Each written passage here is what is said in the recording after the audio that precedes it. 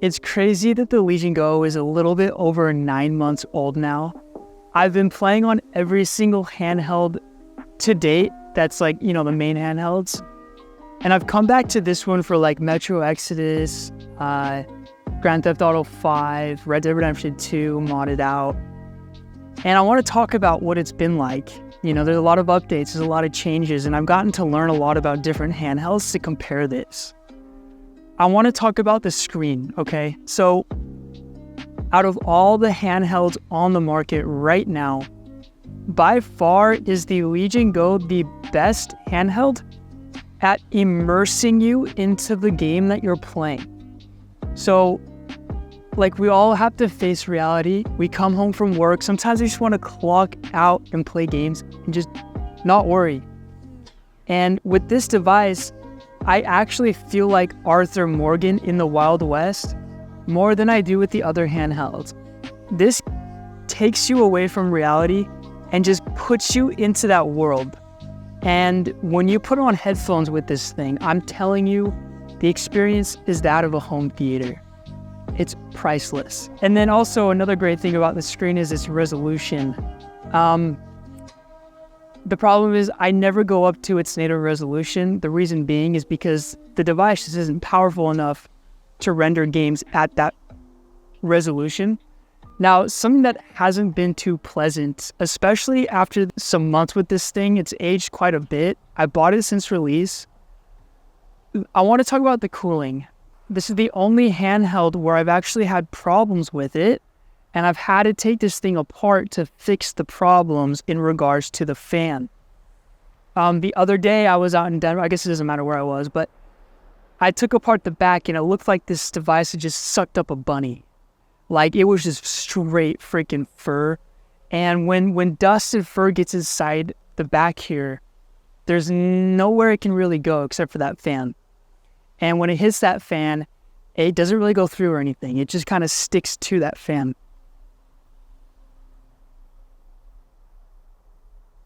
So if you've owned one since release, I encourage you to take a look at the back. You might find some gnarly treasures up in there. The noise that comes from it's relatively loud, and the heat dissipation is not all too well. I will say my idea of good cooling has been corrupted by the ROG Ally X. The new cooling system in that thing is just flawless. And so anything that's not that kind of seems like it's worse than it really is. But enough of the cooling.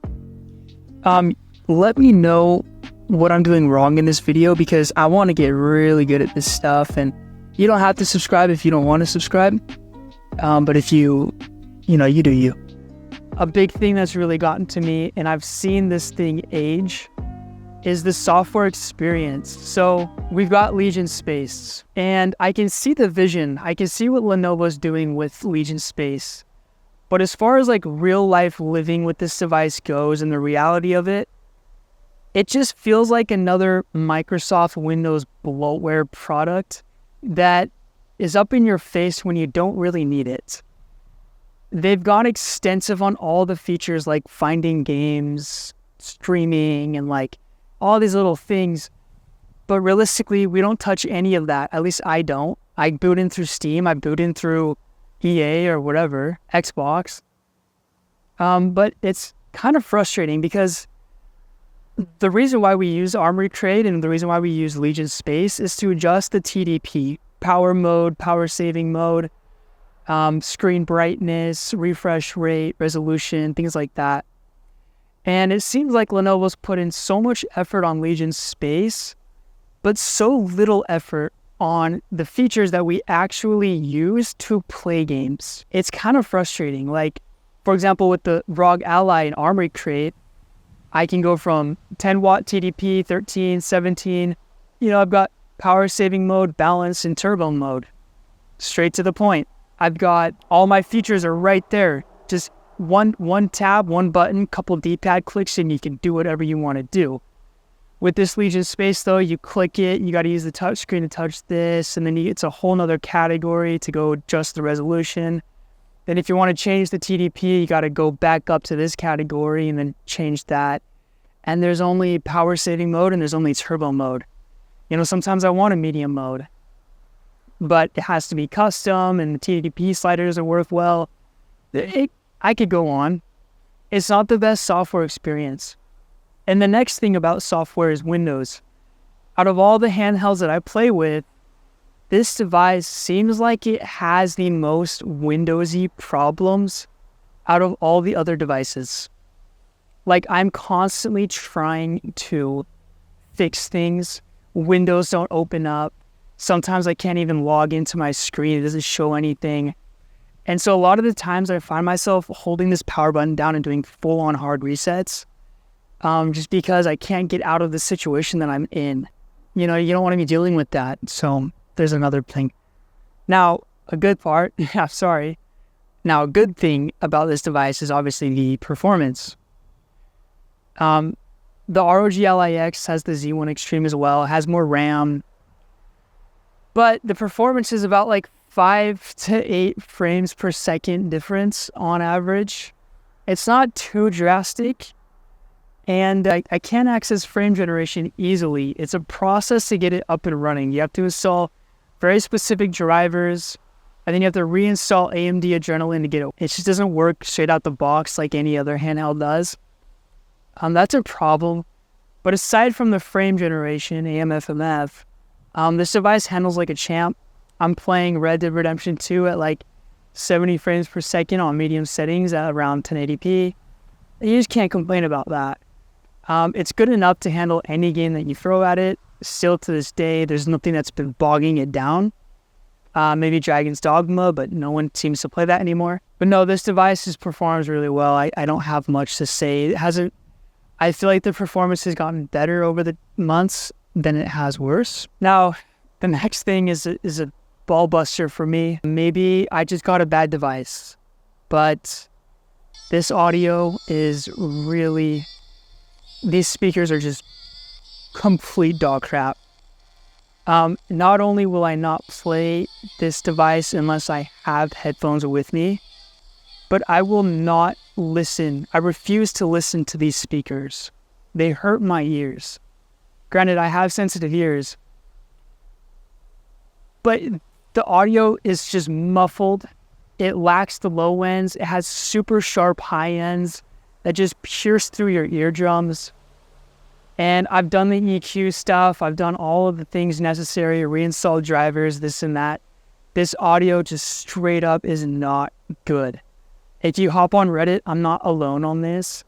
I have gotten some comments where people are like, dude, you definitely have a bad Legion Go. And I think I might. I really do. Because there's no way they could put these out to the public with these kinds of speakers. They're unusable. So take what I say with audio with a grain of salt. I know that the Legion Go's that have better speakers, or maybe don't have a problem, are still pretty bad.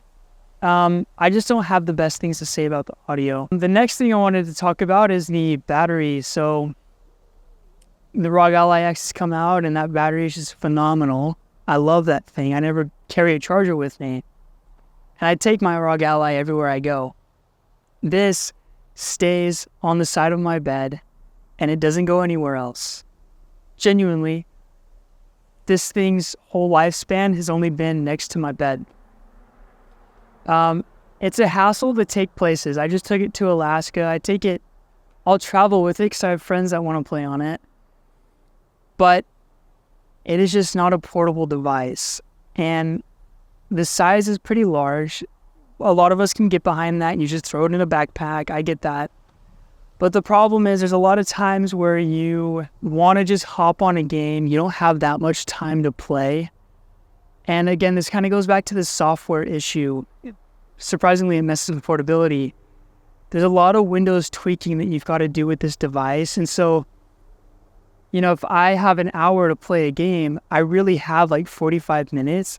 Because there's like a 30% chance I'm going to spend 10 minutes trying to fix something that happened.